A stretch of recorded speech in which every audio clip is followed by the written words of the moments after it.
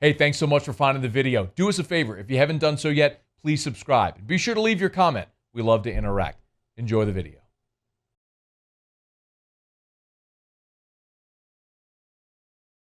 My big question for this team and the program as a whole that we asked so many times throughout this long offseason was, is LSU a team that has to rebuild or can it reload?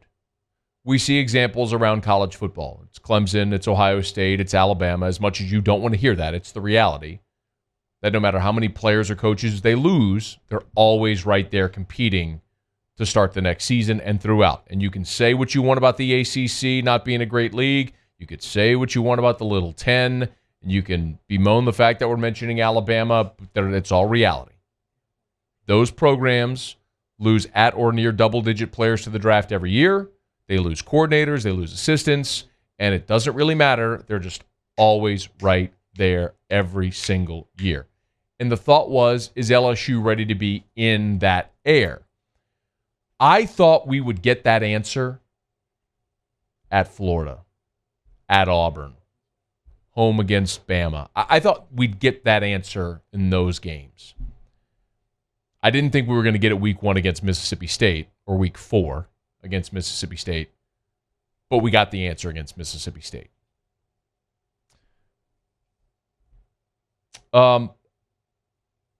Ed Orgeron took responsibility for the loss, as he should, because this is very much on him and his staff.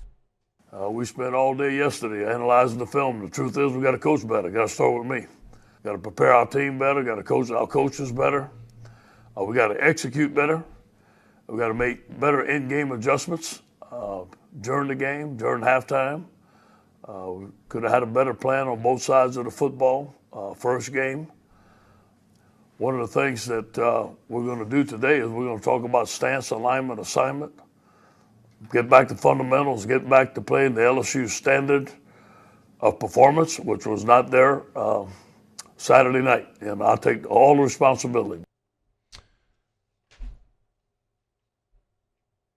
Ed said something else today where he said, he tells his team, look, when things go well, I give you all the praise. When it goes badly, I take it. And he does. And he should. Because for me, the single biggest, most unacceptable part of Saturday was the unwillingness to adjust. And you heard Ed say it there. He said it many times today in his press conference. He said it Saturday post-game as well. And every analyst, I'm no X and O guy. You're not going to see me spinning circles on a whiteboard or a telestrator. But everybody that does that has all pointed out the same exact thing, that LSU stayed in man coverage the entire ball game and refused to adjust.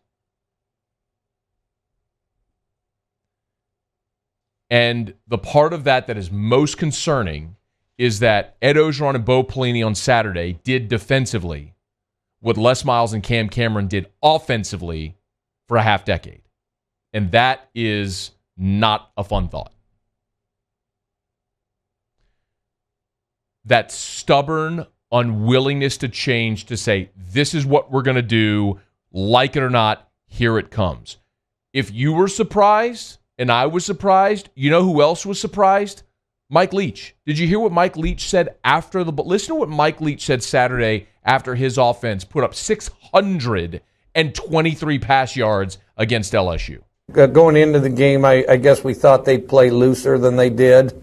Because they've got kind of a lot of 4 across in their arsenal. We thought they'd play looser. This meeting is being recorded. It turned out that they didn't play so loose, and then the space was getting crowded more and more, so we felt like we ought to go over the top. And KJ threw some good balls, and we made some really good catches, too.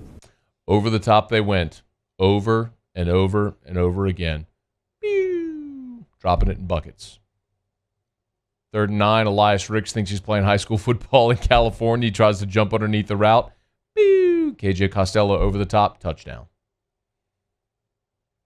The backbreaker at the end, Jay Ward underneath the route. KJ Costello, over the top, touchdown. Scored 3 touchdowns on third down plays. They converted 3rd and 20, 3rd and 9, 3rd and 10, 3rd and 15. It's unacceptable.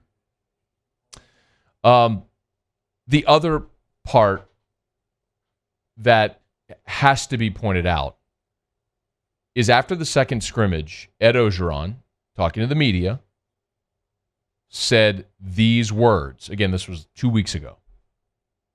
We are so much better on defense right now than any part of the season last year. I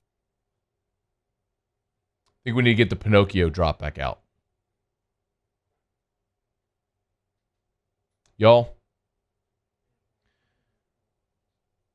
I don't know how, and I said it 2 weeks ago, I don't know how you can look at a defense that loses Caleb Von Chasson, Patrick Queen, Jacob Phillips, Michael Divinity, Grant Delpit, Christian Fulton, Tyler Shelvin, Rashard Lawrence, Braden Fajoko, and say, we are so much better now than we were at any point a year ago.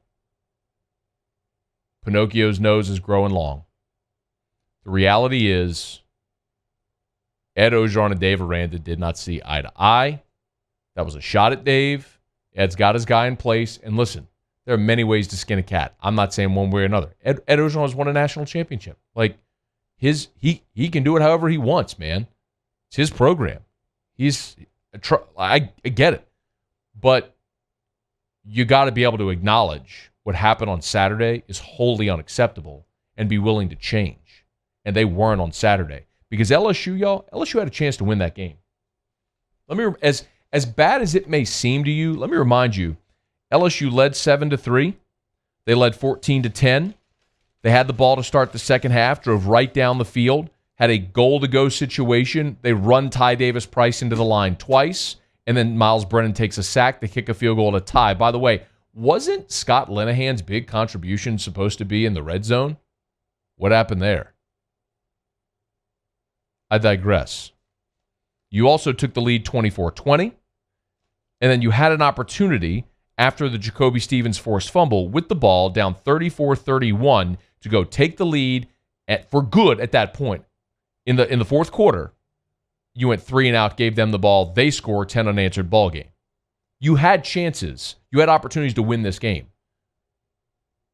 But your coaches were too stubborn to adjust defensively to stop the bloodletting that was happening. I know a lot of people today are also talking about Myles Brennan, and we will dive deep here as well. But the thing I'll say about Myles is, man, you waited 4 years. You waited 4 years, man. You were recruited by Les Miles and Cam Cameron. You signed with Ed. You played under Matt Canada. You watched Joe Burrow come in. You sat for 2 more years. Now it's finally your turn. Brother, let it rip, man. Let it go. Ed said today, and you'll hear all this, but he said, man, Myles knows what to do. He knows where to go with the ball. He knows the offense. You got to be more decisive. There's the old adage of, the more you play, the game slows down. And I think for Myles, even as a fourth-year player, the game needs to slow down for him.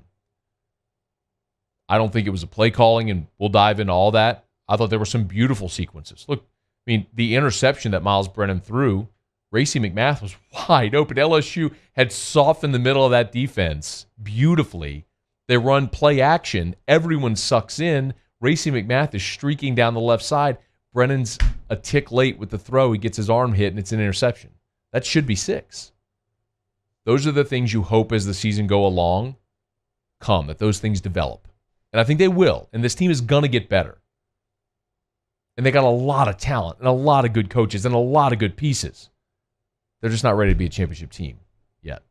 Hey, thanks so much for watching. Please leave your comments. I love to interact. And be sure to hit the red subscribe button below.